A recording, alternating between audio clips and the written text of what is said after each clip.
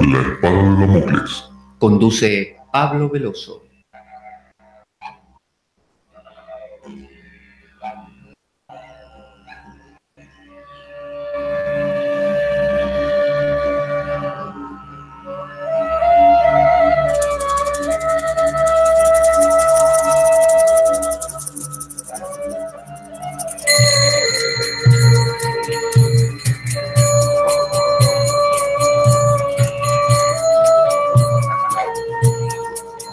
Tal como lo cortés no quita lo valiente, así lo hilarante no quita lo profundo.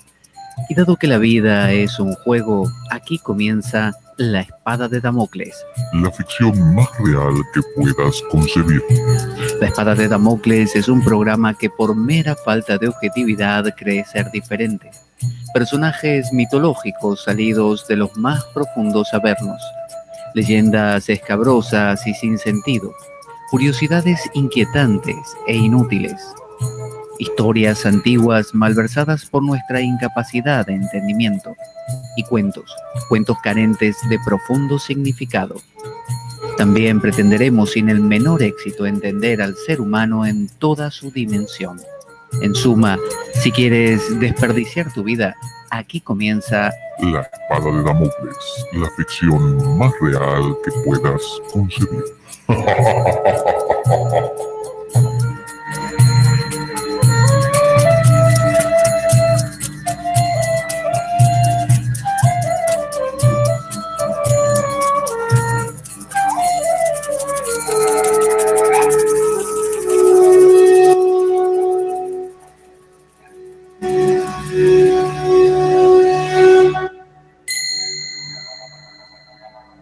Espada de Damocles. Conduce Pablo Veloso.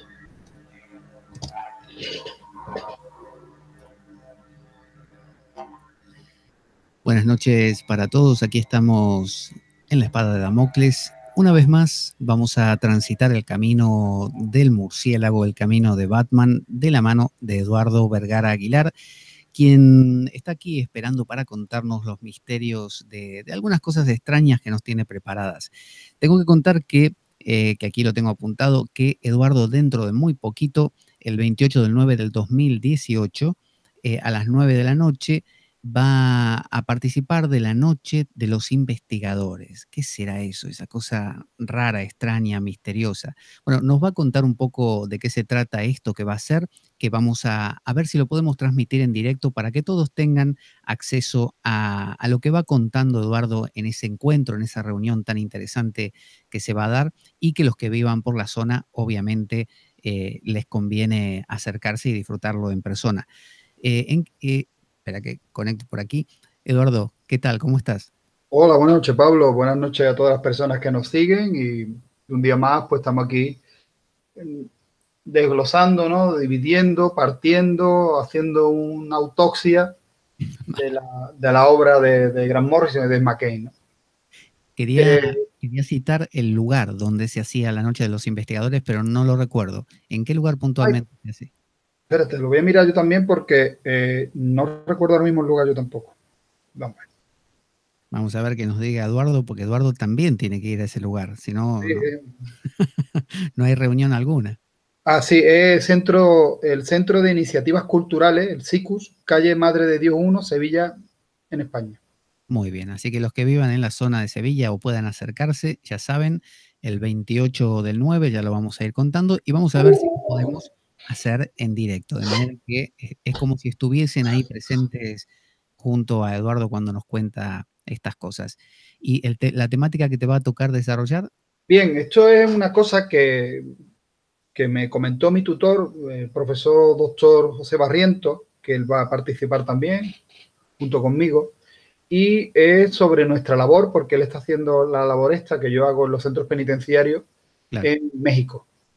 Él está ahora mismo haciendo unos cursos en México durante el verano y le brindaron la oportunidad, exponiendo el trabajo que se estaba haciendo en España, el poder dar un taller en los centros penitenciarios. Y efectivamente, pues ha tenido también su experiencia en este ámbito y lo mandó a esto que estamos hablando, la Noche de los Investigadores. y al parecer ha calado y quieren que estemos allí esa noche. Yo espero que se pueda grabar y si no hacerlo en directo, pues bueno, por lo menos mandártelo, que lo subamos indeferido, ¿no? Sí, seguramente habrá sonido suficiente como para hacerlo. Yo espero.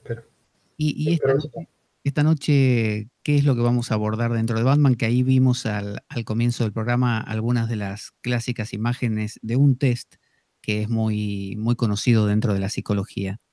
Sí, hoy vamos a tratar el test de Rocha. Vamos a hablar del test de Rocha y además un poquito característico, ¿no? El test de Rocha que muestra el Joker. Si nos damos cuenta y seguimos analizando la obra, durante todo momento, Grant Morrison va haciendo una crítica de las terapias que se llevan a cabo en los años 80, años 70, que se llevaron a cabo en los psiquiatras, en los centros mentales o manicomios. Se probaron muchas terapias, se probaron muchas técnicas, de las cuales el resultado fue un poco desastroso. Otras funcionaron muy bien.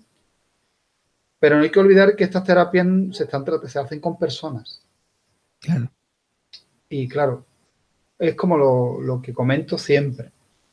Cuando doy clases, no doy talleres en los institutos y hablo con los profesores, siempre defiendo que un buen profesor puede salvar a una clase, puede hacer que o por lo menos la mayoría, ¿no? Los alumnos y las alumnas tengan un interés, ¿no? Por lo que se está explicando, o sea, matemática, literatura, lengua, filosofía, lo que sea, la asignatura que sea, educación física.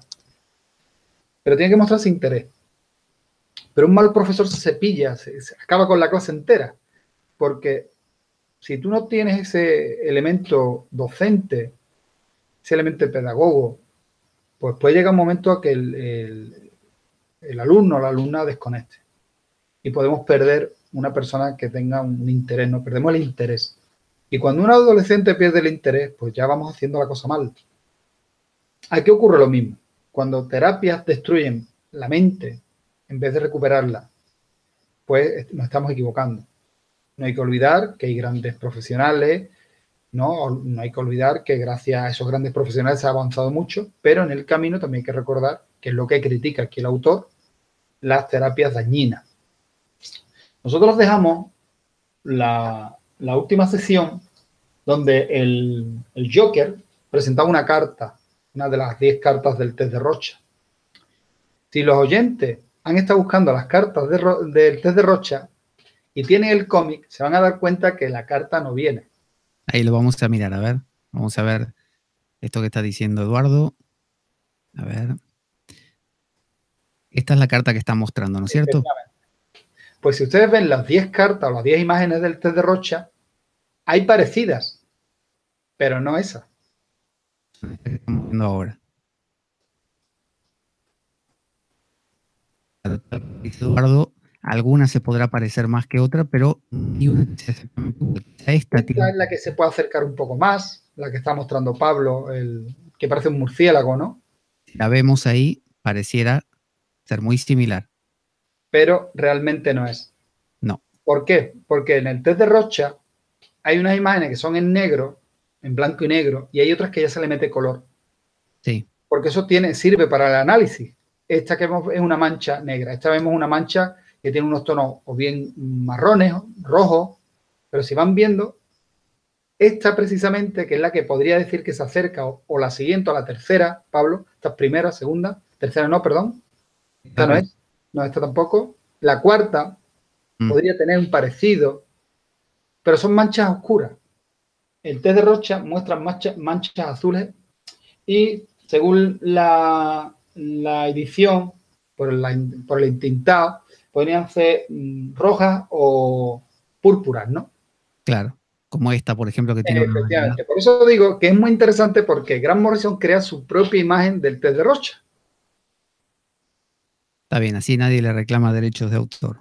No, ya no solamente reclama derechos de autor, si te das cuenta, él utiliza el tarot de Crowler, ¿sabes? Que yo no sé si eso tendrá reconocimiento, no lo sé, si tendrá derechos de autor o no. Pero lo que sí me interesa, que es lo que planteamos en el programa último, que es lo que veíamos nosotros, con una carta o con una imagen del test de Rocha que no está dentro del test de Rocha. ¿Qué nos proyecta esa imagen a nosotros? ¿Qué nos despierta a nosotros?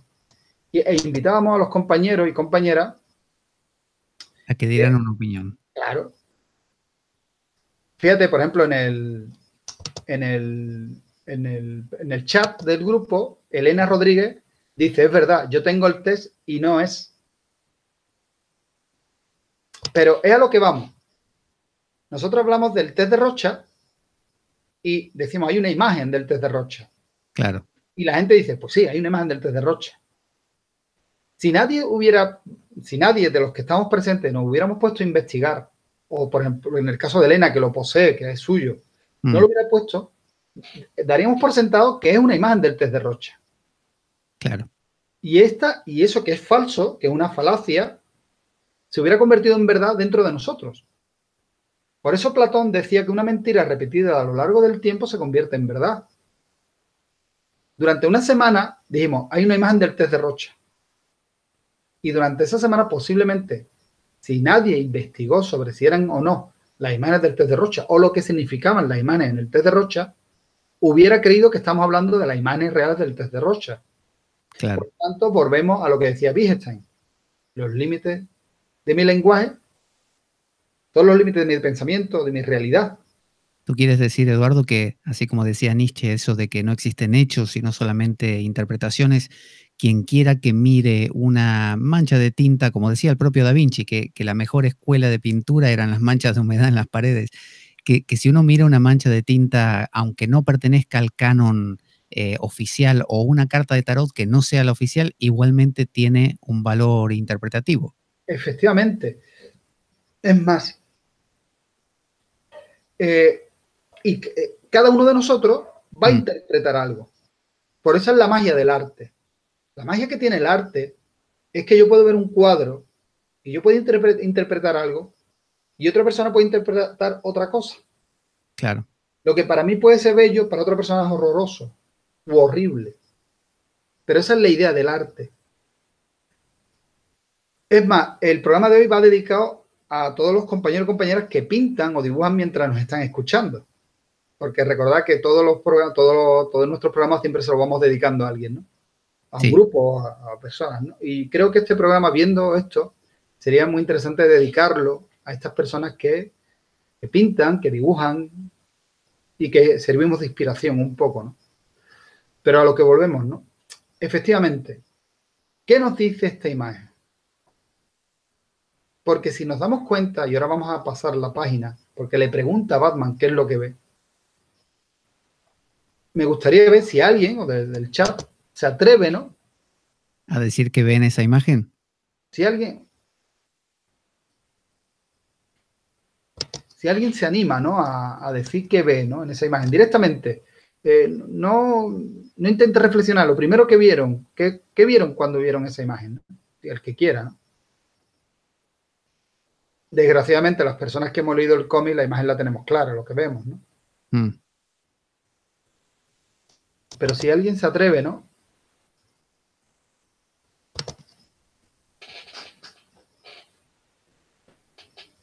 También hay que decir, ¿no? Que en su conjunto todo tiene una simbología. Los colores, la mano del Joker, la posición del Joker que está en esta posición, el color de uñas como apunta a Oscar, ¿no? Que crea un equilibrio en toda la imagen, su pelo por detrás que parece como una especie de cuerno, o nos recuerda al macho cabrío de Crowler, ¿no? Crowler, ¿no? La mirada, ¿no? Vemos como la ceja sube hacia arriba. Todo tiene un equilibrio. Esa viñeta está muy, muy, muy equilibrada. Y la de al lado más aún, porque no vemos el rostro de Batman. Claro. El rostro de Batman sigue sin verse.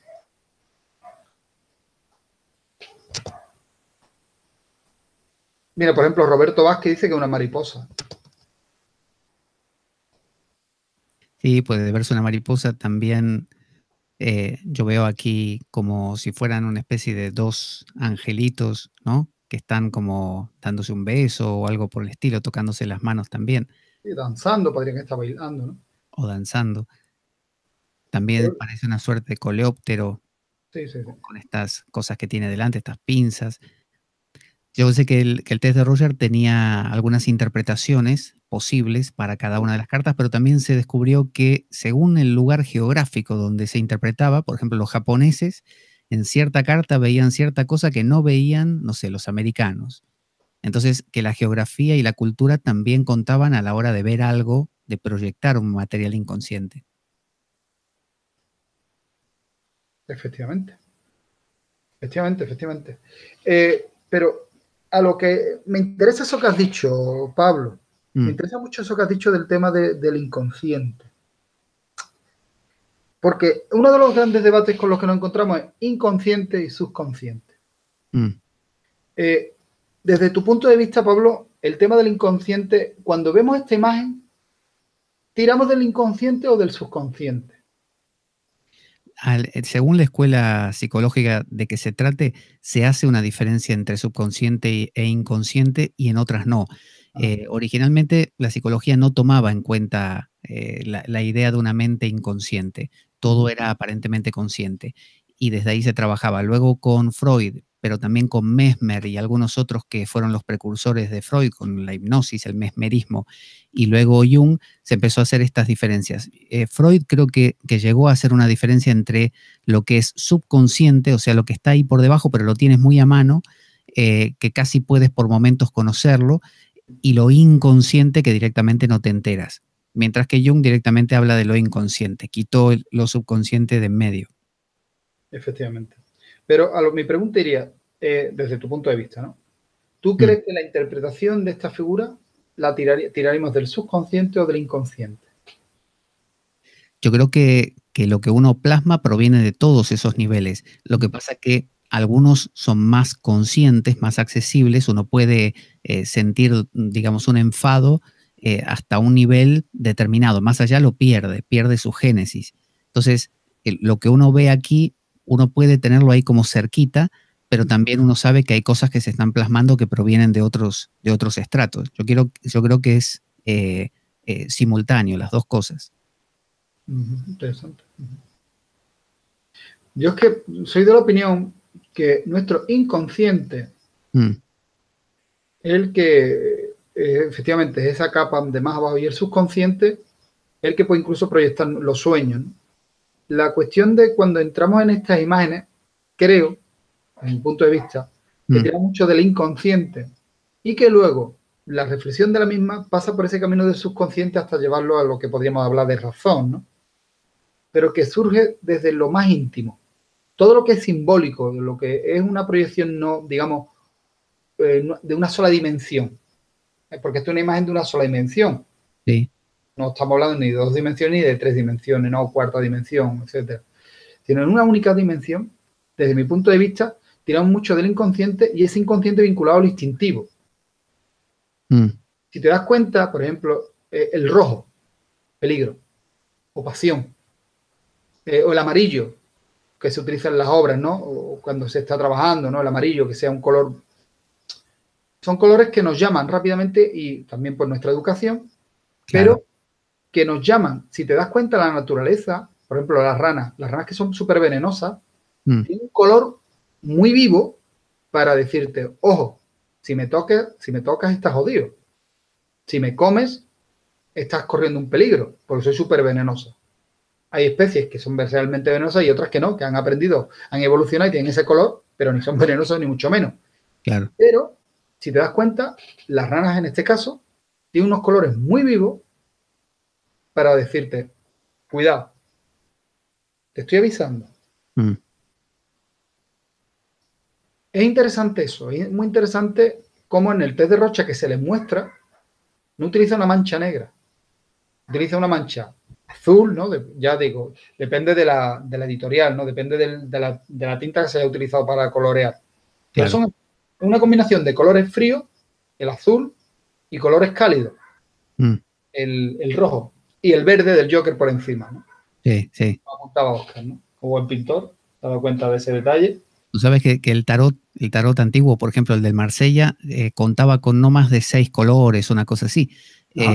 Sencillamente porque las primeras, por un lado, imprentas no podían darse el lujo de tener degradé de colores, pero por otro lado porque había una simbología en el color, una simbología que es cultural de la zona, porque, por ejemplo, el luto aquí es negro y en China es blanco. Entonces, un poco es de la zona, pero otro poco es universal. Por ejemplo, el rojo a todos nos parece que tiene que ver con el fuego, con la sangre, por lo tanto... El peligro, la pasión, efectivamente. Peligro, claro. Claro, pero por otro lado, hay cosas que son más de la zona. Un alumno mío hace muchos años de yoga, que es psicoanalista, tú sabes que en la Argentina 2,5 de cada 3 personas es psicoanalista. Ah, bien, bien, Argentina, es una profesión muy vuestra, está bien, está bien. Levantas una piedra y ahí hay un psicoanalista. Bueno, este alumno me decía, cuando una persona está en mi sesión, en el diván, está tumbado, yo lo escucho, pero no lo escucho pensando. Yo lo escucho como en un estado medio de duermevela.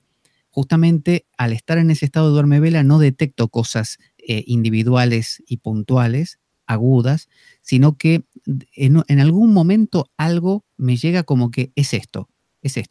Y eso entonces lo apunto y después cuando le hago la devolución se lo devuelvo desde ahí.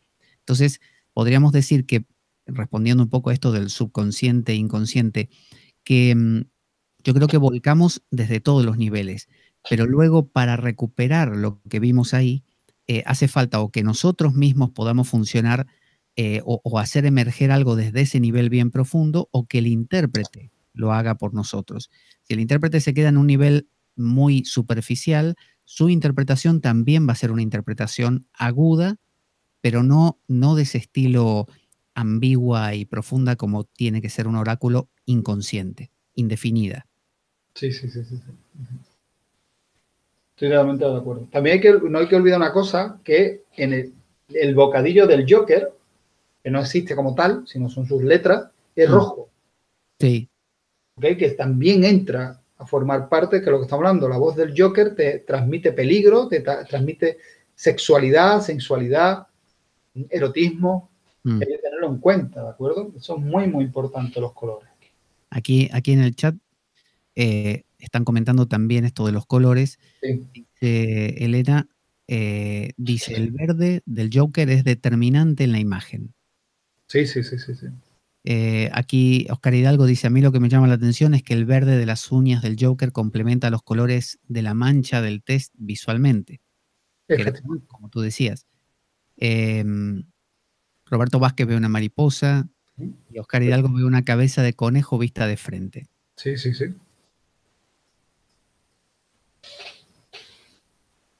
interesante que los compañeros y compañeras transmitan, ¿no? Y que escriban, porque esto es lo que también le da grandeza a lo que estamos haciendo, ¿no? Y lo agradezco. Bueno, pues vamos a cruzar la imagen, ¿no? ¿Qué es lo que ves? ¿Vamos a la siguiente? Vamos a la siguiente. Ahí. Nos vamos a quedar con esta imagen. ¿De acuerdo? Bien. Pero quería moverla, pero no. Ahí. Tengo que hacerlo así.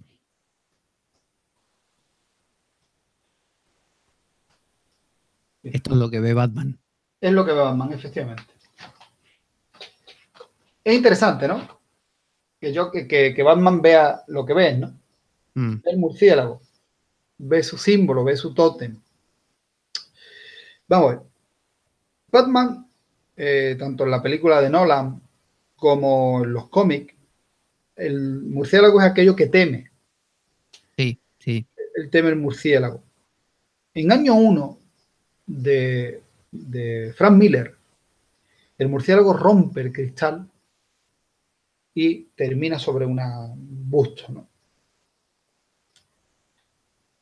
Aceptando por ejemplo, esa entrada de Frank Miller, ¿no? De que el murciélago rompe la ventana, que por otra parte puede ser muy espectacular, ¿no? Imagínense ustedes que está sentado. Además, en año 1 queda muy bonito porque Bruce Wayne ha salido a la calle, no sale vestido de Batman, sino sale disfrazado un poquito, muy parecido, nos podría recordar un poquito a Taxi Driver, ¿no?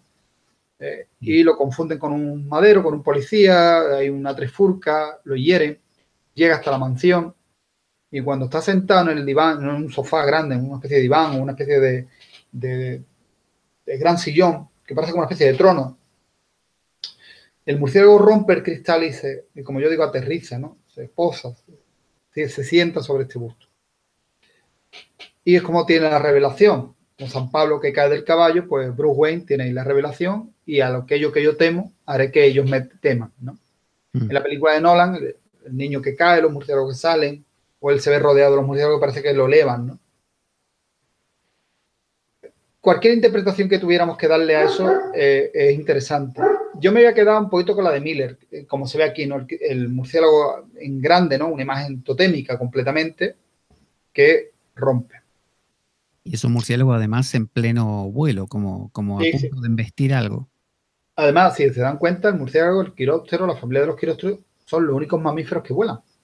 Tienen esa característica. Y Batman no vuela, es un superhéroe que no vuela, ¿eh? Sí. Es como Superman, que vuela y demás. Él no vuela, él utiliza sus artilugios y demás, pero él no vuela, que también es característico, ¿no? Que el tótem, que es un animal que es volador, que no vuele. O sea, que es interesante. Pero lo que vamos a lo siguiente. Si aceptamos, por ejemplo, que esa revelación que tiene Bruce Wayne es la de Frank Miller, tenemos que tener en cuenta que el murciélago es un murciélago que está o bien herido, o bien un murciélago que su sonar ya no funciona. Porque el quiróptero, si choca contra el cristal, es porque el sonar no le ha advertido que hay un objeto delante. Sí, se suele decir que un murciélago podría pasar entre las aspas de un ventilador sin que lo toquen. Claro, porque su sonar es su campo de su radar, ¿no? Utilizando ese símil del murciélago herido y que Batman o Bruce Wayne toma el murciélago como elemento propio, esa simbología es muy importante porque no hay que olvidar que el origen de Bruce Wayne, o sea, el origen de Batman es de un Bruce Wayne cuyos padres mueren. Por tanto, es un niño que queda herido. Aunque él no sufre heridas físicas en el asesinato de sus padres, sí sufre un trauma, recibe una herida emocional. Por tanto, es muy simbólico que el elemento que a él le da fuerza que lo ilumina para convertirse en el Caballero Oscuro sea un animal que está herido, porque crea una mayor vinculación entre a lo que él quiere llegar y lo que el animal le transmite. Hay Eduardo, en la India, una historia de un abejorro que se llama Brahmari, ¿no? Y el Brahmari es un abejorro pequeñito y se cuenta en la tradición que a veces está dentro de su cueva en la piedra y su archienemigo, que es una avispa, a veces entra por la única entrada que tiene esa cueva. Por lo tanto, le bloquea la salida y lo va a atacar, se lo va a comer. Entonces, el Brahmari tiene tanto miedo y tanto terror que fija su mirada solo en la avispa y solo existe la avispa y él muta y se transforma él en una avispa. Esa historia se utiliza normalmente para dar la enseñanza de que si uno se obsesiona con algo, se transforma en ese algo. Y, perdón, el nombre del insecto de este... Brahmari, BH, Brahmari. Es que hay una... No como Brahma, no como Brahma. Es BH, Bra. Es medio raro, la H es aspirada, entonces es Brahmari. Hay unos cazadores en la India que son cazadores de tigres, que se llama también los Brahmari. Pero no sé si se escribe igual. Se escribe B... ¿Cómo era, Eduardo? B-A-G-H. No, esto no. Esto es B-H. Bra, M-A-R-I. Brahmari. Pues cambia simplemente el orden de las palabras. Sí. De las letras, perdón, el orden de las letras. Pero puede ser entonces que Batman, de su obsesión en ese momento en que como niño está dentro de esa cueva y le revolotean alrededor, ese terror absoluto haga que él se polarice y se transforme en aquello a lo que le teme. Sí, además, fíjate una cuestión. El animal totémico es un animal al que se respeta, pero también se le teme, porque es una fuerza de la naturaleza. El pueblo del oso, sí, se visten con pieles de oso y demás, pero nunca dejan de admirar, de respetar y de temer al oso, por la fuerza que implica, el ciervo, el lobo, la serpiente. Si te das cuenta, son elementos animales que tienen una fuerza interior y exterior. el caso del murciélago, ¿no? El cazador nocturno, un cazador que es ciego. Tiene el zona y demás, pero que es ciego. Dicen que hay alguna especie. Yo no podría dar 100% en lo que os digo, porque no soy especialista en quirópteros, pero creo que hay algún tipo de murciélago que ve. Pero en su mayoría hay murciélagos que no, que se basan en su radar, ¿no? En su sonar. Pero es muy interesante que en el caso del murciélago que sea un cazador ciego, si nos vamos a la otra editorial, a Marvel, tiene un campeón, tiene un justiciero que es Daredevil, que es ciego y tiene un sonar. Y va como un demonio.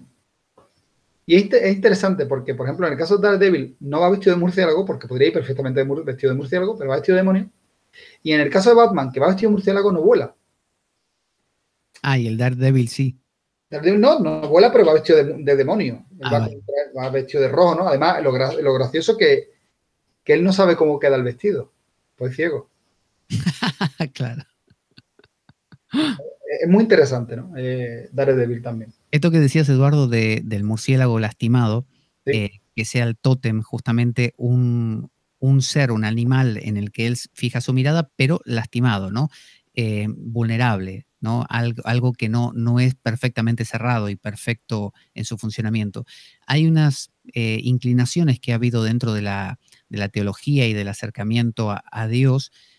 Por ejemplo, Etty Hillesum es una de las tantas mujeres que han estado en Auschwitz y han muerto ahí, y son famosos unos diarios que aparecieron de ella, donde desarrolla una teoría que ya la han desarrollado algunos otros, que es la de ayudar a Dios.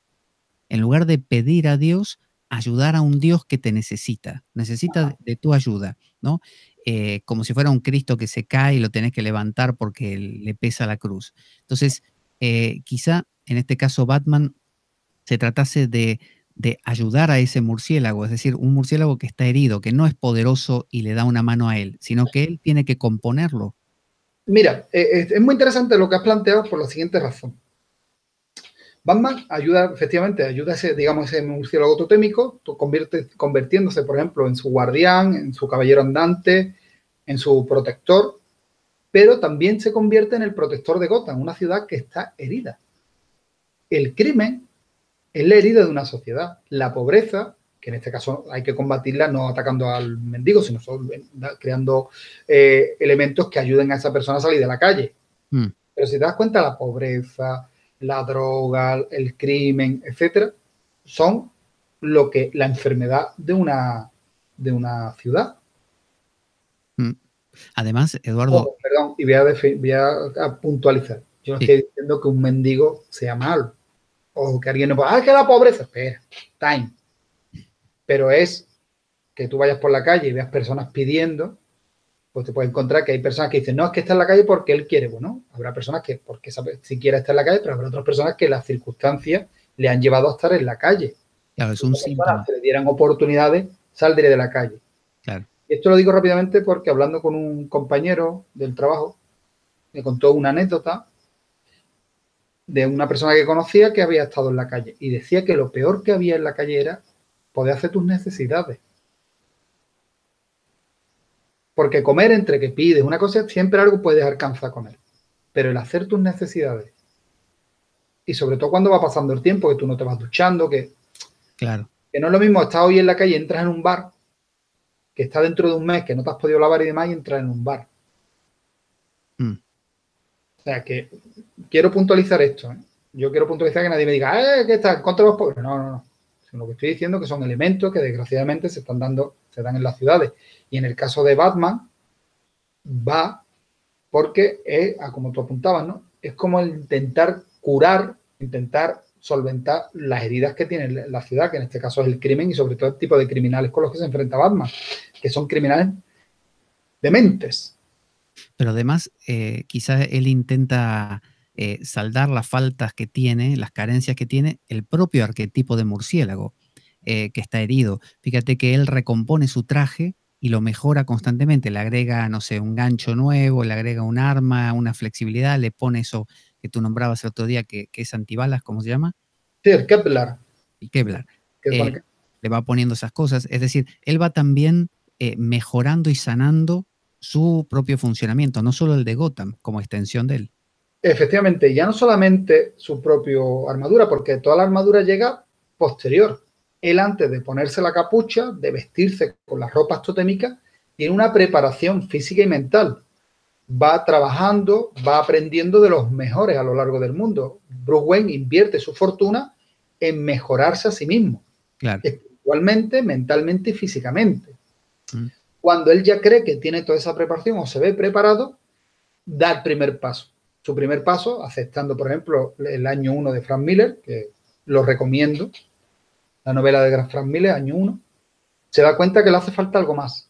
Y se da cuenta que los delincuentes son supersticiosos. Ajá. Y la gente tiene miedo. Y si él tiene miedo, los otros tendrán miedo. ¿Qué ocurre? Que como tú apuntas, él se va preparando y crea su armadura. Yo hablo que el ser humano, yo defiendo que necesitamos tener como una especie de triángulo o una rueda, ¿vale? Donde está lucha, adaptación, evolución, lucha, adaptación, evolución, lucha, adaptación, evolución. Y vamos. Si nosotros no podemos estar siempre luchando, y esto va muy vinculado al tema de la evolución de Nietzsche, de la transformación. Sí. Yo no puedo estar siempre luchando, porque si yo estoy siempre luchando, llega un momento que me canso. Y puede que la fuerza que venga hacia mí, en contra mía, me coja cansado, por tanto, acabará conmigo. Por tanto, tengo que adaptarme. Lucha, adaptación, evolución. Me adapto a las circunstancias, pero no siempre puedo estar adaptándome, porque puede que esa adaptación se quede atrás. Por tanto, tengo que evolucionar. Y esa evolución me va a llevar a enfrentarme a nuevas confrontaciones.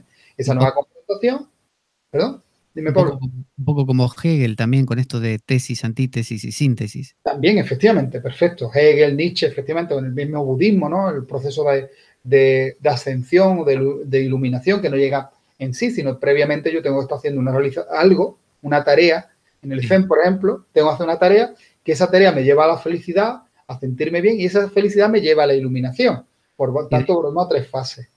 De hecho, dentro del hinduismo hay 3 fuerzas llamadas gunas, que quiere decir cualidades, sattva, rayas y tamas.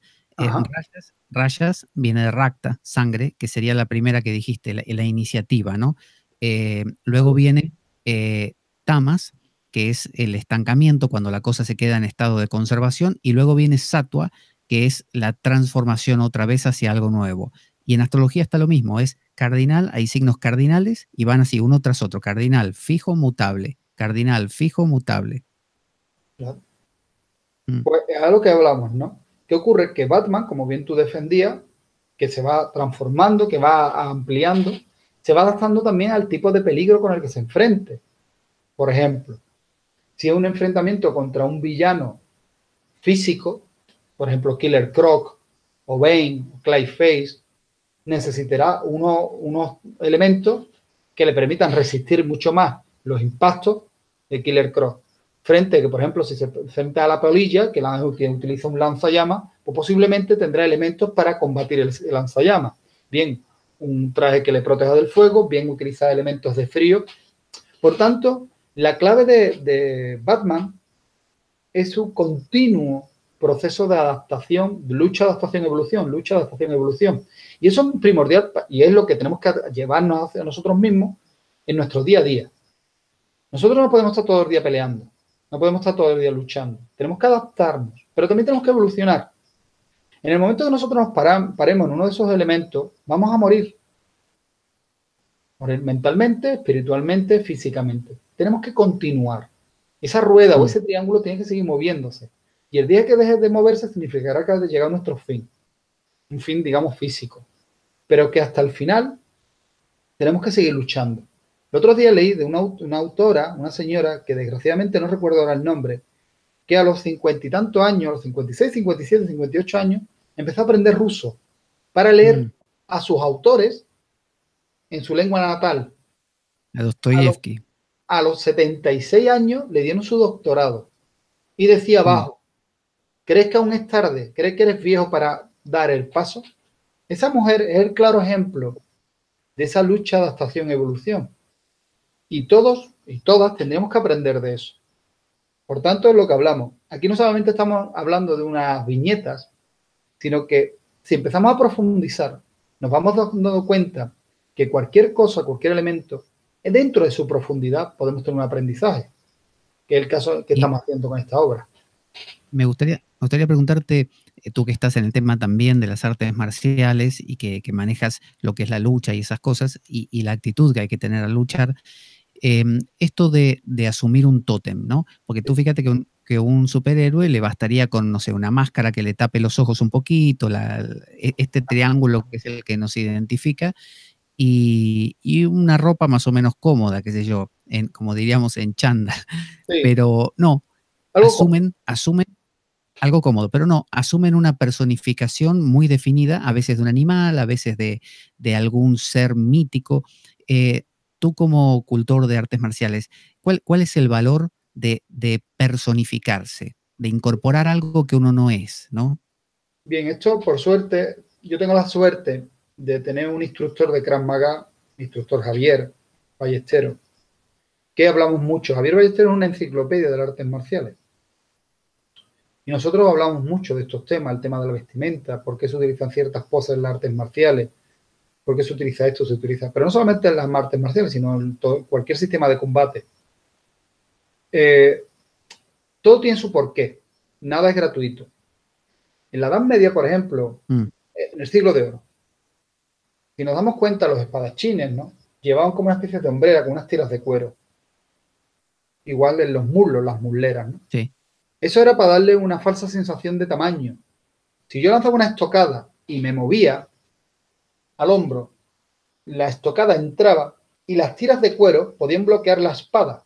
Por tanto, mi espada quedaba bloqueada y yo podía dar un golpe con mi arma. Los samuráis iban utilizando unas máscaras, unos cuernos y demás para darle sensación de tamaño y de horror. En la Edad Media utilizaba lo mismo en los cascos.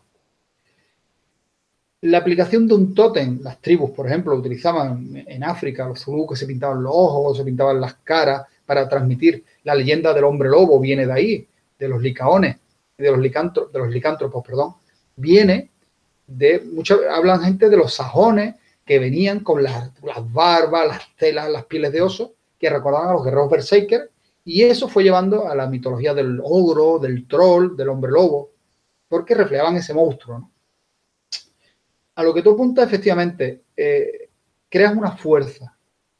Creas una fuerza. El arte marcial está vinculado al dragón, Ryu, el tigre, la grulla, los sistemas de Kung Fu de los animales, ¿no? El tigre, la serpiente. Pero no solamente en la posición, sino también la simbología que eso tiene, que a lo largo del tiempo eso se ha ido perdiendo, desgraciadamente. La gente aprende taekwondo, a lo mejor aprende karate, Kung Fu y demás, pero se olvidan de, no todo el mundo, ¿no?, pero se olvidan de buscar por qué ese movimiento es de esa forma. ¿Por qué, por ejemplo, un karateca lleva ese tipo de kimono? ¿Por qué el cinturón es blanco y después negro? ¿Tú dirías que actualmente, con esto último que estabas diciendo, estás haciendo referencia al pasaje de finalmente del mitos al logos y la pérdida del mitos? O sea, hacia una práctica de arte marcial llena de logos, llena de razón y de lógica, pero sin lo mítico, sin ese contexto que en realidad hace a una actitud, a situarse en una posición muy determinada. Efectivamente, efectivamente. Mira, una cosa muy interesante era que cuando los persas se enfrentan a los espartanos, decían que les temían porque no tenían grito de guerra. Iban en silencio. No tenían una canción, no tenían algo que levantara el ánimo, iban en silencio. Iban dando un paso fuerte al suelo. ¿Por qué? Porque eran para llamar a Hades, para decirle, te mandamos. Hades no tenía templo. ¿Quién va a hacerle un templo al dios del inframundo? Pues nadie. Dice, yo qué voy a rezar al del inframundo. Tendría a lo mejor seguidores, a lo mejor tendría sacerdotes, pero los dioses fuertes eran Atenea, Zeus, Apolo, Poseidón, Ares, Hefesto. Pero Hades, ¿qué ocurre? Que los hoplitas golpeaban el suelo con fuerza para decirle a Hades que te mandamos almas. Esa tradición la cogió Roma. ¿Qué hizo Roma? Dar un paso fuerte, pero poner unas tachuelas para que el enemigo de lejos escuchara que la legión romana llegaba. Yo pensé que era el sonido natural del tipo de botas que usaban y de las armaduras. Llevaban unas tachuelas. Es más, los jugadores de rugby cuando corren todos a la vez, van haciendo un ruido, bum, bum, bum, bum, bum, bum, bum, para que suene. Bueno, hoy en día cualquier marcha militar tiene ese sonido, a propósito, todos a la vez. Pues ahí tiene el origen. Ahí tiene el origen. Y eso es un tótem, ¿sabes? Una fuerza, algo que me empuja. En este caso está convertido en una divinidad, pero que la evolución de la divinidad, con forma, digamos, antropomórfica, en el caso de los dioses griegos, clásicos, su origen son animales, son fuerzas de la naturaleza, que si nos damos cuenta, los mismos griegos narran cómo los dioses que ellos tenían habían combatido contra los titanes.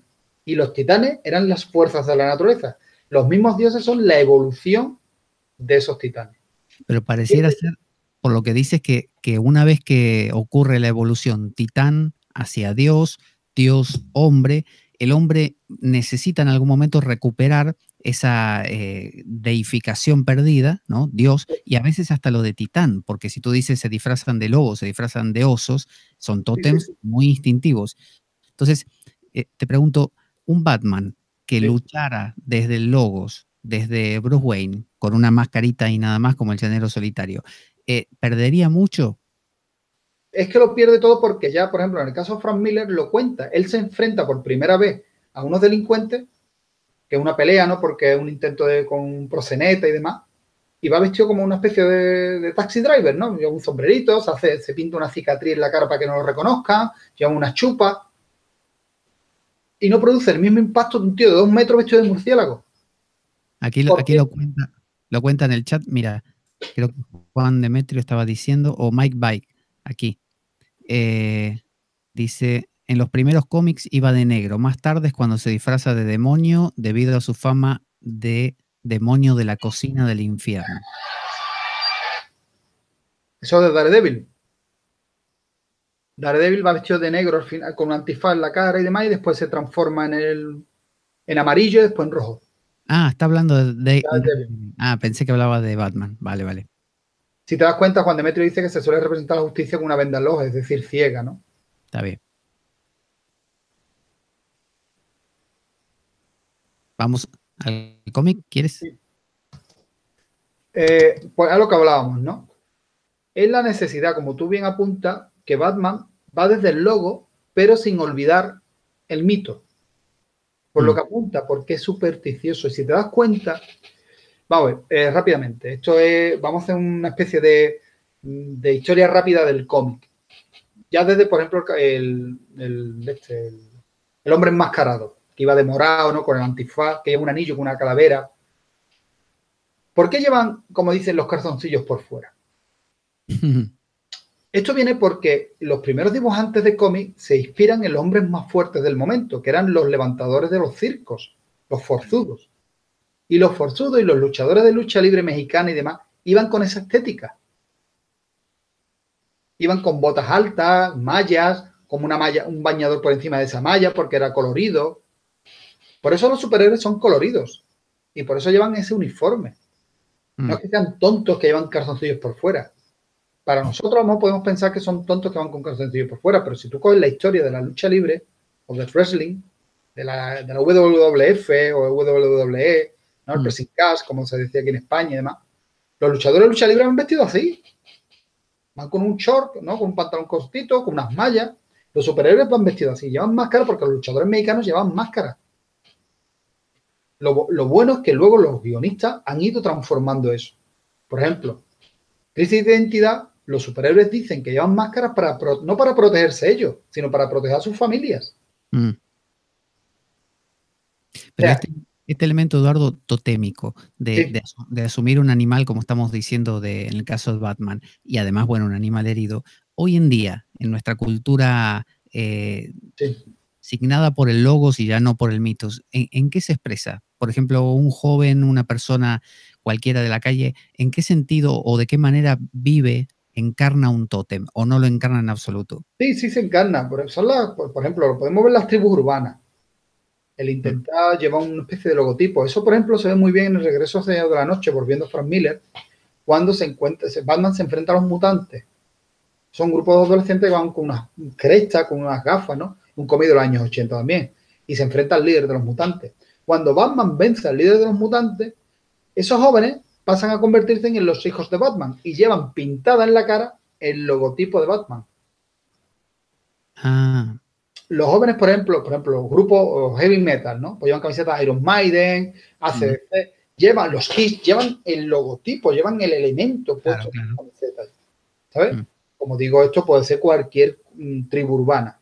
Los punk, los góticos, los emo, la cultura, los rock, los rockabilly, ¿no? En sus patillas, llevan elementos simbólicos, llevan elementos muy característicos.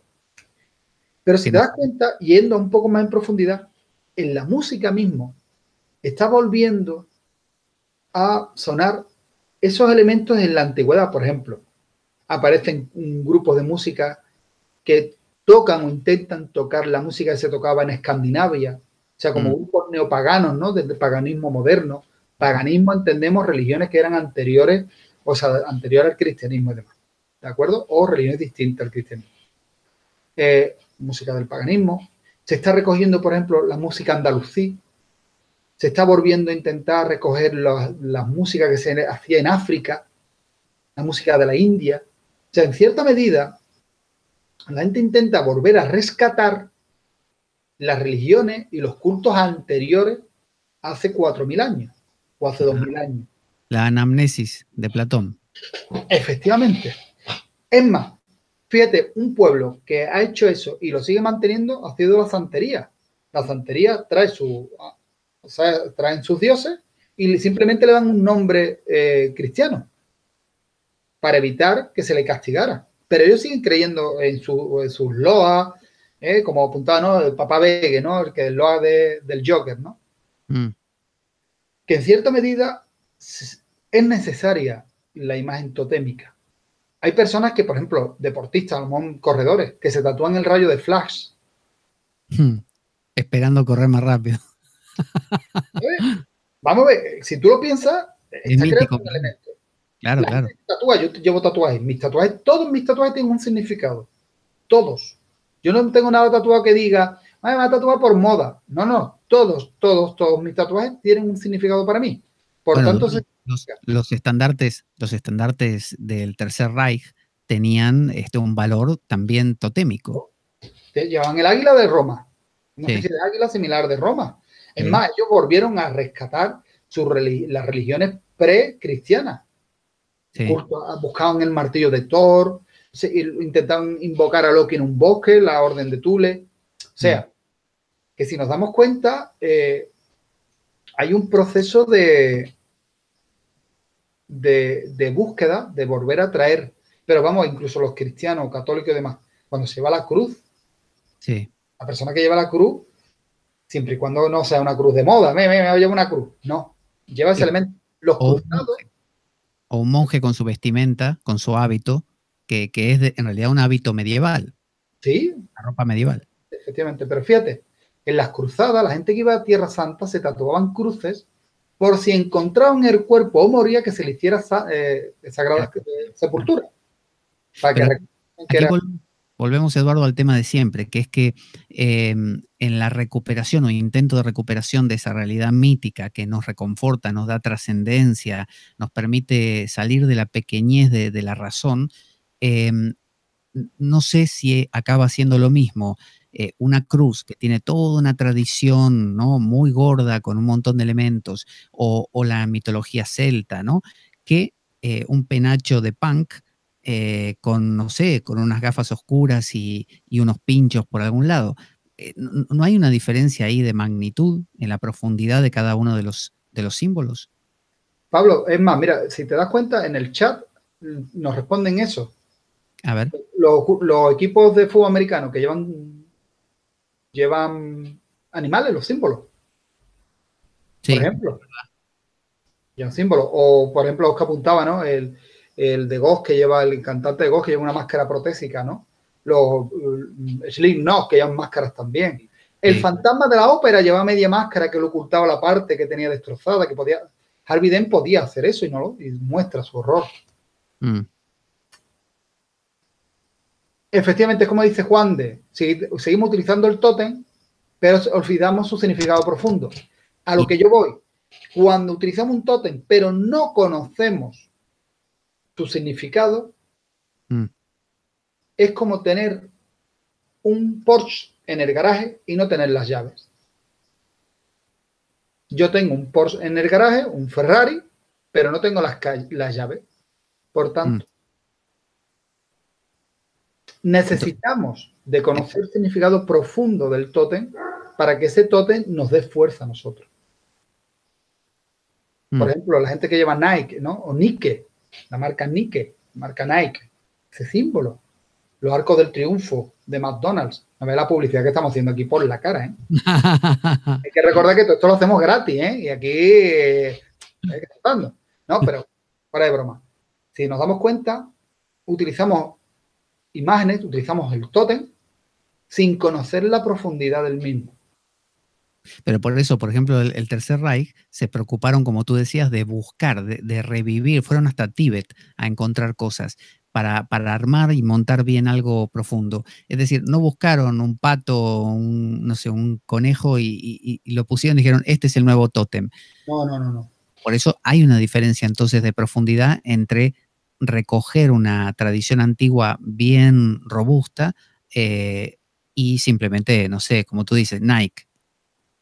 Sí. Tú tienes que tirar.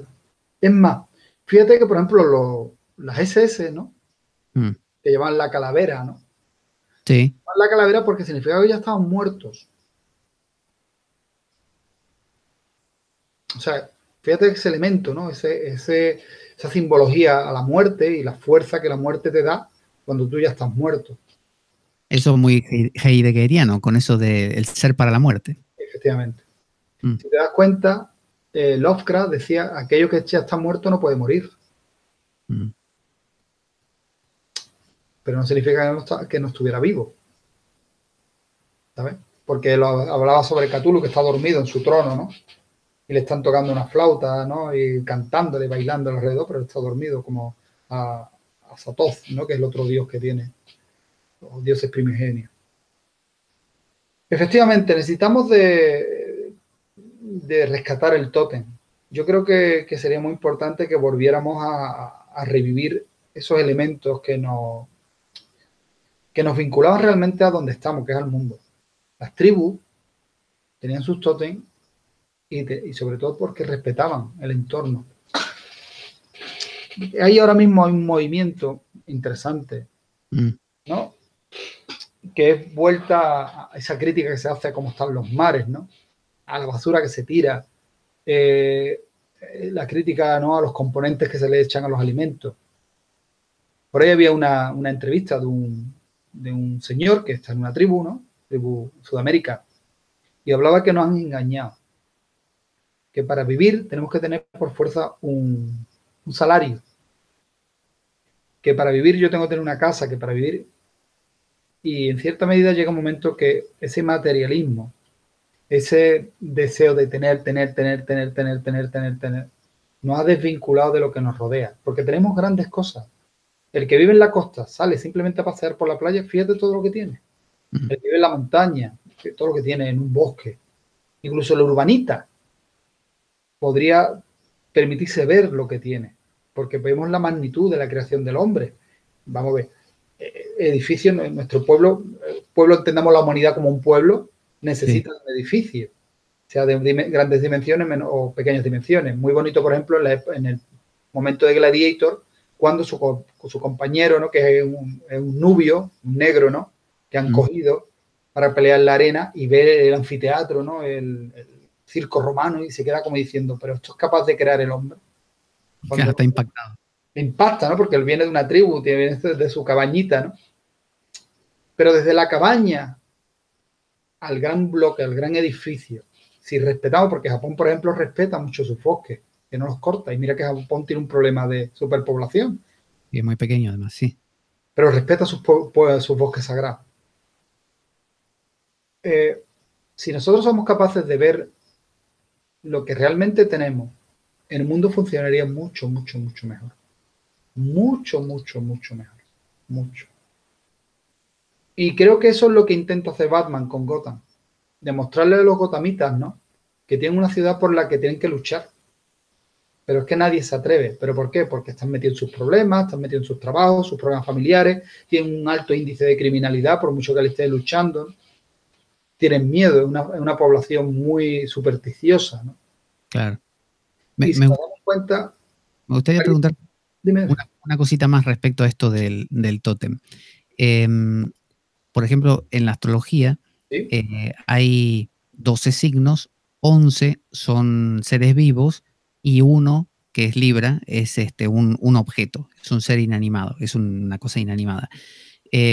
Los superhéroes cuando encarnan un tótem, aparentemente encarnan siempre seres vivos, ¿no? No sé, sea un toro, sea un águila, sea un murciélago. ¿Por qué no hay el hombre balanza, por ejemplo? Sé que Pero ahí tenemos, por ejemplo, tenemos a Green Lantern. eso te iba a decir, está Linterna Verde. Pero no nos despierta lo mismo. O sea, alguien que sea el hombre león es más atractivo que el hombre linterna. También No sé. es porque, fíjate una cosa, también depende mucho de... Es la maravilla del cómic. Si, por ejemplo, tú coges el equipo de los Vengadores, por ejemplo, los Vengadores, o coges la Liga de la Justicia, ¿no? Sí. Hay un superhéroe de cada, ¿no? Hay gente que dice, sí, a mí me gusta Batman, pero yo soy Superman. Superman no encarna ningún tótem. Superman encarna un paradigma. Claro. Digamos como la evolución del ser humano, lo máximo. Mm. Depende mucho de nuestra educación, de nuestra formación, de nuestro entorno. Spider-Man, ¿por qué es un superhéroe para gente joven, para niños? Porque es muy inquieto. Inquieto, salta, y es una araña, y la araña da miedo, pero Spider-Man no produce miedo, al contrario. Spider-Man le gusta a los niños, y es la representación de una araña, que tendría que ser algo, porque la aracnofobia es una de las fobias más grandes que hay, incluso produce asco, la araña, una araña, una araña, una araña. Sobre todo en esta zona, que las arañas que hay aquí no son peligrosas, claro, a menos que tengan una alergia, las arañas aquí cumplen una muy buena función porque van comiéndose los mosquitos y demás. Pero por lo general, desgraciadamente, la araña siempre produce un rechazo. Y el hombre araña no. El hombre araña es todo lo contrario. Es el caso de los niños. Por ejemplo, luego tenemos a Iron Man. Iron Man es la personificación de la tecnología, ¿no? De cómo el ser humano, el hombre que se fusiona con la máquina y es capaz de sobrevivir, ¿no? Porque lo que tiene. Pero sí es cierto que dentro de o por ejemplo el increíble Hulk, ¿no? Masa, ¿no? ¿Qué es el Hulk? Hulk es la evolución de Dr. Jekyll y Mr. Hyde. Sí. Pero también es el decirte, esto es lo que ocurre si se utiliza la radiación, ¿no? Como un peligro, ¿no? Que hay de... Que por cierto, rápidamente, Hulk es verde porque en su origen era gris, pero la imprenta no era capaz de meter bien el gris. Y fíjate la evolución que ha tenido, que incluso con las tortugas ninja, el mutógeno es verde. Sí. O sea, todo lo que es mutante, todo lo que es gamma, todo, tiene que ser verde, pero gracias a Hulk. Bueno, verde quizá también por esta idea de la proliferación que tiene la naturaleza, sí. Sí, pero estaba pensando, cuando citaste a Superman, y hablábamos hace un rato de la adaptación y mejoramiento y automejoramiento de Batman, continuo, externo en su traje, interno él, de Gotham. Superman no evoluciona, Superman siempre se mantiene igual. Bueno, mi amigo Alfonso diría que eso no es del todo correcto, ¿no? Superman tiene y yo no soy especialista en Superman. Superman, desgraciadamente, me gusta mucho Batman, pero Superman, pues bueno, está ahí. Pero lo que te decía, cada uno de nosotros pues tira hacia un lado hacia otro, ¿no? Superman, más que evolucionar, Superman tuvo que involucionar. Claro. Se tuvo que adaptar al ser humano. Claro. Es el Dios que baja a la Tierra y tiene que tomar forma humana. Para mí, Superman hicieron una cosa muy bella con Superman y fue matarlo. Superman viene una fuerza superior del universo, que es Doomsday, el juicio final, que es una especie de Hulk con escarificaciones, que la criatura, mientras se va enfrentando a Superman, se va adaptando para poder combatir los poderes de Superman. Es una criatura que lucha, se adapta y evoluciona. En la película que hicieron Batman contra Superman podían haber hecho una cosa maravillosa y no que sacaran una especie de tortuga mutante, ¿no? Una mezcla ahí muy rara, y podían haber hecho una cosa muy grande, pero desgraciadamente hicieron lo que hicieron. El caso de la muerte de Superman, creo que el propósito de los guionistas y del trabajo que se hizo ahí fue hacernos ver que el paradigma muere. Y eso es grande. Luego resucita y demás. Pero en su momento, Superman murió. Y vendían con el cómic, venían en una bolsa negra, traían ¿cómo se llama? Para ponerte el tema, el lazo negro, ¿no? Digamos. Una banda. ¿Perdón? Banda. Una banda, efectivamente. La banda negra, ¿no? De luto por la muerte de Superman. Y fue un antes y un después. Porque el paradigma había muerto. Y la sociedad continuaba sin ese paradigma. Efectivamente. Porque Superman tuvo que involucionar. Superman se tuvo que convertir en Clark Kent. Es más, claro. Ya luego las películas además dicen que la S no es una S, sino que es un símbolo que significaba esperanza. Esperanza, efectivamente. Efectivamente. Superman, el superhombre, ¿no? Y que lleva en su pecho de una forma muy inteligente que te digan, no, yo lo que llevo es una S, no es una S, es la esperanza. Porque si te das cuenta, es la esperanza de unos padres que un mundo que se destruye y mandan a sus hijos fuera. Pero eso lo ha hecho nuestra sociedad. Porque es la esperanza de que una sociedad siga evolucionando. Cuando la gente se va a otro sitio a trabajar o cuando cruzan el estrecho, tienen la esperanza de tener un mundo mejor. Me parece, Eduardo, sorprendente cómo uno puede, así como estás haciendo tú, leerse a sí mismo, ¿no? En las imágenes de en las vidas de estos superhéroes. O sea, uno va decodificando y va leyendo la historia de nuestra sociedad. Pero con cualquier superhéroe podríamos hacer eso. Por ejemplo, los Cuatro Fantásticos no es más que una familia. Y tienen los problemas que tiene una familia. Y las luchas que ellos tienen, lo grande de los Cuatro Fantásticos es que es una familia. O por ejemplo, los mutantes, los X-Men, ¿no? La Patrulla X, como se tradujo aquí en España. Es que hay una persona que intenta enseñar a gente que es inadaptada. Son un grupo de inadaptados. Y inadaptados tenemos en nuestra sociedad un montón. De las formas que sea. Y el luchar para que esas formas se adapten, esas personas se adapten a un sistema. Pues cualquiera, Hulk, una mente brillante que de repente se transforma en un monstruo. Y eso, desgraciadamente, muchas veces cuando hablamos del cómic la gente dice, el cómic, es una tontería. Eduardo, tú estarías en el rol de Xavier dentro de los centros penitenciarios. Estarías acercándote a gente que supuestamente... Incluso llevamos el mismo corte de pelo. El mismo corte de pelo.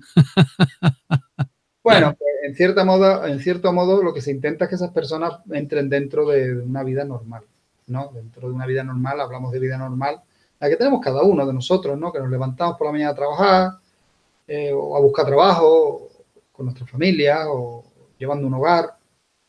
¿De acuerdo? Cuando hablo de nosotros y de nosotras, de hombres y mujeres, ¿no? Igual es curioso también que Xavier, su trabajo consiste en destacar las mejores cosas de cada uno y potenciárselas para que se autovaloren, por más que se vean diferentes, se autovaloricen otra vez. Y creo que tú haces lo mismo en los centros penitenciarios. La labor de la filosofía aquí es esa, es un proceso de mejora.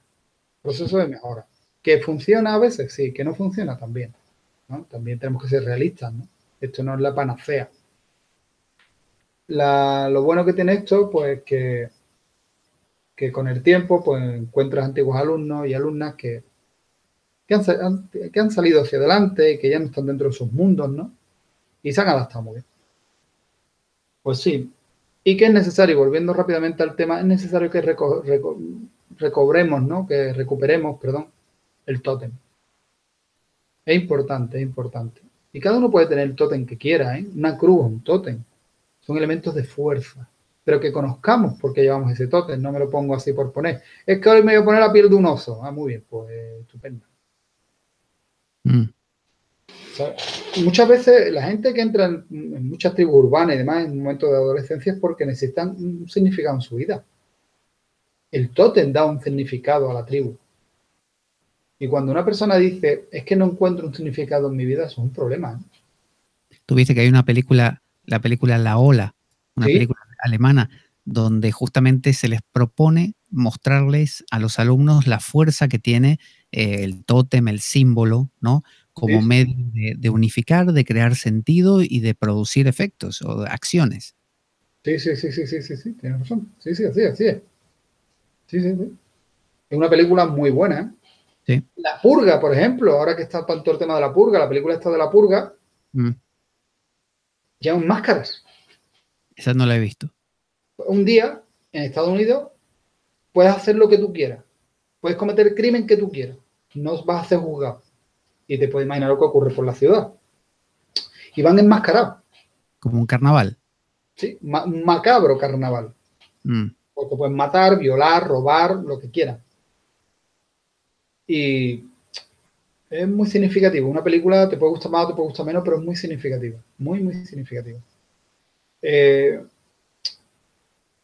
Ahora, por ejemplo, lo mandamos de aquí, recomendación, ya está el tráiler de la película Glass, ¿no? Eduardo Cristales, Glass con G. Glass. Y yo recomendaría que vieran El Protegido y que vieran Múltiple, las dos del director este hindú, porque han hecho una película vinculada a estas dos películas. Mm. Y el Protegido, que es de Bruce Willis, Mm. te cuentan y te narran muy bien la vida de una persona que tiene superpoderes. Pero es una persona como tú, como yo, como el resto de las personas que estamos escuchando el programa o lo escucharán. Que tiene sus problemas, que tiene su familia, que tiene que trabajar y de repente se encuentra que tiene, no quiero decir mucho más, ¿no? Vamos a decir que de repente pues se Es, encuentra que tiene esas características, tiene unas características.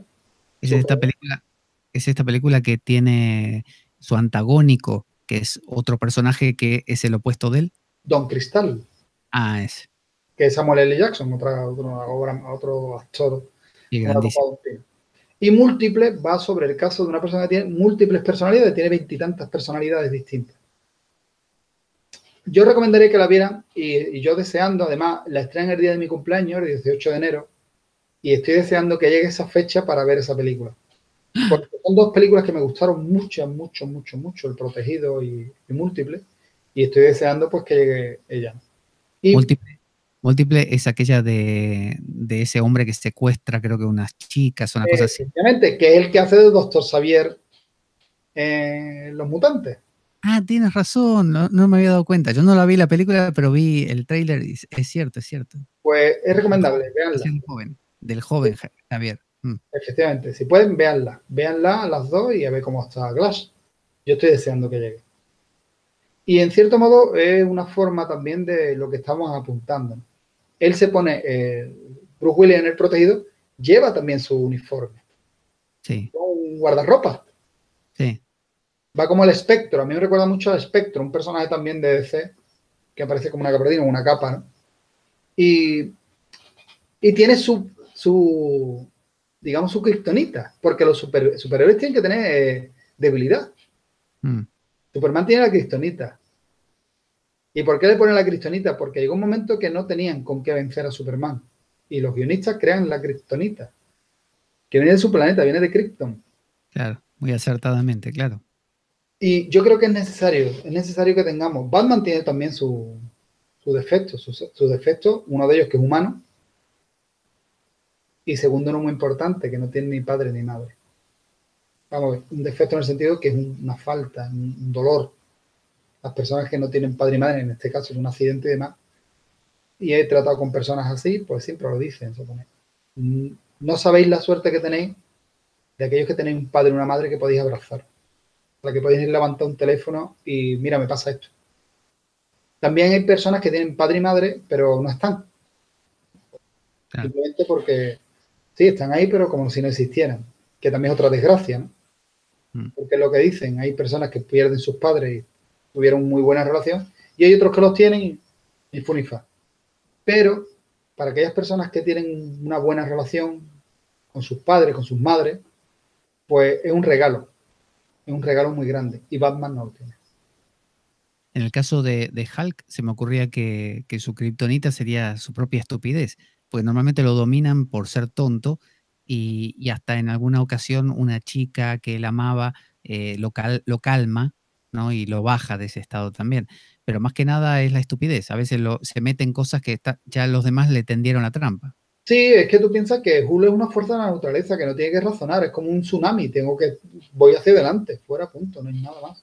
Sí, no exclama cada rato eso de Hulk, como dice, aplasta. Hulk aplasta. Sí, es como, digamos, que tiene una especie de mantra, ¿no? Sí, luego eso ha ido cambiando, han hecho un momento que Hulk vuelva a tener superinteligencia, ¿no? Y demás, que fusionan Bruce Banner, perdón, y Hulk en un solo cuerpo, ¿no? Y demás. Yo creo que la grandeza que tiene Hulk es que nos muestra que dentro de nosotros hay un monstruo. En este caso un monstruo bueno, ¿no? Porque al final cumple una labor también de... Además, ¿recuerdas la serie muy antigua de Hulk que terminaba con su mochilita, el hombre andando, ¿no? La canción, y el hombre diciendo, ellos quedáis, dejarme en paz, que yo no quiero problemas, ¿no? Sí, la habré visto. Busca irse, ¿no? Él no quiere, porque se da cuenta que no puede vivir en sociedad. Y el tipo rompía camisas todos los días. Sí. Interesante. Pero el pantalón no, ¿eh? Pantalón no. Es verdad, le quedaba hecho trizas abajo, pero hasta la rodilla no. Claro. Luego Ultimate, la edición de una evolución muy interesante también de los Vengadores. Ultimate hicieron una evolución muy interesante, muy inteligente de los Vengadores, a raíz también del 11 de septiembre. El 11 de septiembre planteó un antes y un después en el mundo del cómic. Pero, es más, las películas de los Vengadores tienen mucho de Ultimate, más que de los originales. Ultimate es digamos, un mundo paralelo, más parecido al nuestro. Y tiene eso, y el Hulk que aparece ahí, cuando se transforma, va desnudo. Ahí sí rompe todo, ¿no? Es más, llega a decir, se ha comido un hombre gordo y le ha quitado los pantalones y se los ha puesto. Porque el Hulk es caníbal en este mundo, es una fuerza de la naturaleza y se transforma, claro, rompe todo y luego dice, y ha cogido los pantalones de un tipo gordo que se estaba comiendo y se los ha puesto, ¿no? Y se va con el pantalón roto también, ¿no? También hay que olvidar que el cómic es un cómic americano donde también hay una especie de protección para menores y demás, y no puede Hulk mostrando sus atributos, ¿no? Claro. Pero bueno, entra dentro de lo que cabe, ¿no? Tampoco podemos ser tan puntillosos de que porque Hulk no va desnudo. Yo creo que es gracioso ver Hulk con un pantalón de tela elástica, ¿no? Yo siempre he pensado que Hulk lleva pantalones de tela elástica y cuando los rompe pues se estiran, ¿no? Y ya está. No creo yo que pudiéramos comprender ya Hulk desnudo. Hulk va siempre con sus pantalones morados. Sí. O sea, yo creo que son elementos que están ahí, ¿no? Es como quitarle el escudo al Capitán América, ¿no? El martillo a Thor, ¿no? Se ha hecho, ¿no? Se hacen los guiones, ¿no? Quitarle las cosas, pero no sé. Rey Arturo tiene Excalibur. Y Loven no tiene sus garras, Wolverine tiene sus garras y cada uno tiene su elemento que realmente... Y el caso de Batman, que lo hace muy bien Grant Morrison, no entra lanzando sus instrumentos, ¿no? En Arkham, pero entra con lo más importante, que es su capucha. ¿Qué es lo que lo diferencia? Muy bien. ¿Qué tenemos para la próxima? Bueno, pues para la próxima ya tenemos una cosa muy interesante porque la doctora le hace una prueba de... Ay, lo quiero leer bien. ¿Pongo en la pantalla el cómic? Sí, ponlo, pero lo vamos a ver, ¿no? Lo que le hace es una prueba de...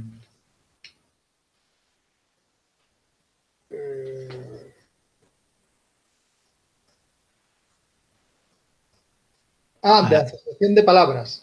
Al Joker. Del Joker le obliga, ¿no? Le dice a ella que por favor haga una asociación de palabras para Batman. Además, he aquí, en esta página que es muy importante, que es la que veremos la semana que viene, y vamos a seguir un poquito más porque quiero seguir con esta página y con las siguientes que nos van a venir. Aquí realmente explica el Joker por qué ha llamado a Batman. En esta página. Lo explica muy bien. Y eso es lo que veremos la semana que viene. Y nada, espero que el programa de hoy haya gustado. Creo que hemos podido abordar los pequeños detallitos, ¿no? Que queremos abordar. Y nada. Sí, además me parece que hemos retomado hoy algo que habíamos hablado al principio, que era la idea de un Batman que se disfrazaba y el por qué se disfrazaba, y en este caso ya lo vinculamos más con la figura de un tótem y repasamos algunos otros superhéroes y entendimos también el porqué de cada uno, por qué las variaciones y cómo esto que dijiste de Superman, que no encarna un tótem animal, sino un paradigma. Sí, sí, sí. Fue muy interesante, sí. Superman es eso, es el paradigma por excelencia. Mm. Sí. Bueno, muy bien entonces. Pues nos vemos la semana que viene, ¿no? Volver a lo de siempre, ¿no? El programa de hoy me gustaría dedicarlo a esos compañeros y esas compañeras, ¿no? Que pintan, que dibujan, que les servimos de inspiración, ¿no? Y nos mandan luego sus bocetos. Ejemplo de ellos, Ana, Moy o Oscar, ¿no? Que Oscar que nos hace nos hizo ese dibujo tan maravilloso, ¿no? Sí. Y sobre todo darle las gracias a todos nuestros seguidores y seguidoras que nos escuchan. Como siempre, recordar que esto es un programa que se hace de forma sin ánimo de lucro. Aquí nadie cobra nada, sino todo lo contrario. Aquí creo que nuestra mayor recompensa es que nos escuchéis. El poder compartir estas locuras, ¿no? con vosotros y vosotras y con mi amigo Pablo, que gracias a su canal, La Espada de Damocles, que siempre diré que tenéis que escucharlo, tenéis que verlo, que tiene temas mucho más interesantes que las cosas que yo digo. Hay cosas, No. hay cosas, unos programas muy buenos y hay que darle mucho like, ¿no? Y que Pablo se convierte en un youtuber, ¿no? De estos, ¿no? Que no van con esos flequillos y diciendo cosas, sino ¿Quién que sabe? entra Quizá de... ¿Te me imaginas? ponga alguna peluca, claro. Me voy En a el poner para... último programa nos ponemos pelo. ¿Sabes? Para producirnos. Parecemos un poquito... Es que nosotros ahora mismo, claro, como un cómic de Grant Morrison, pues tenemos que ir a Grant Morrison, que es calvito. Cuando hagamos algo de Alan Moore nos ponemos pelos largos, ¿no? Con las pelucas, pero los programas serán más cortos, porque una Anillo. peluca da mucha calor. Sí. Lo que tendríamos que hacer es disfrazarnos de superhéroes. Estaría gracioso. Yo creo que sería un final de fiesta bastante interesante, ¿no? Ya te digo que mi primo Germán y mi amigo Manu decía que ellos querían salir por aquí detrás, ¿no? Vestidos de Batman y de Joker, ¿no? Me negué rotundamente. Entonces ya te digo ya que con ellos dos aquí yo no puedo hacer el programa porque estaré riéndome una y otra vez y una y otra vez. Y claro. En fin, pues muchísimas gracias y espero que nos veamos en la siguiente. Bueno, Eduardo, muchas gracias a ti por estar. Muchas gracias por todas estas luces que nos vas echando sobre distintos temas y estas ideas que, como esto de Superman y el paradigma, que me pareció fantástico. Y aunque retomamos temas a veces que provienen del inicio de lo que fuimos viendo, siempre agregamos cosas nuevas.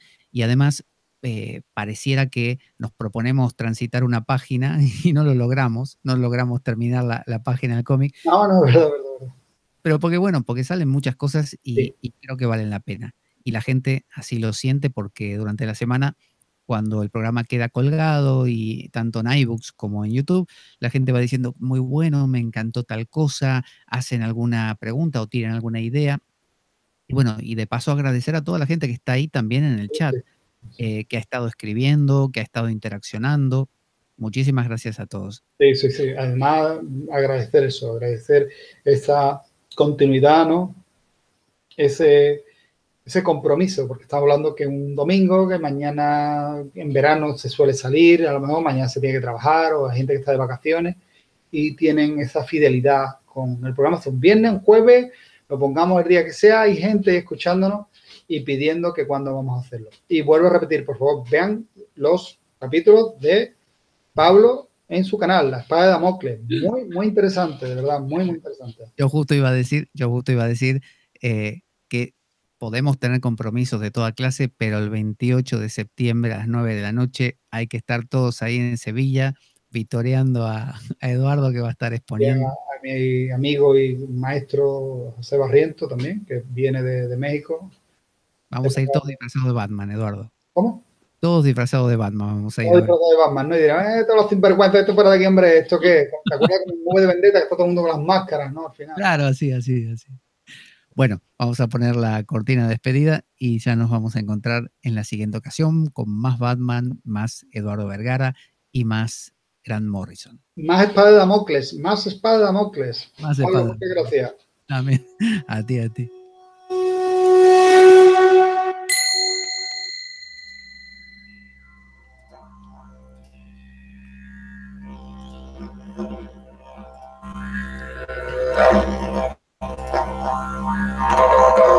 La espada de Damocles. Conduce Pablo Veloso.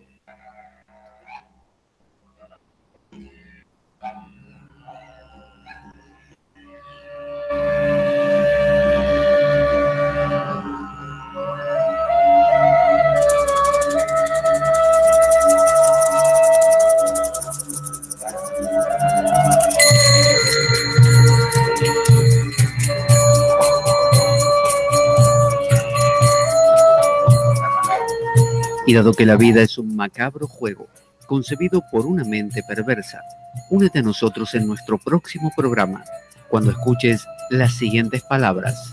La espada de Damocles, la ficción más real que puedas concebir. Buena vida para todos, buena semana y... ¡Avanti Damocleanos!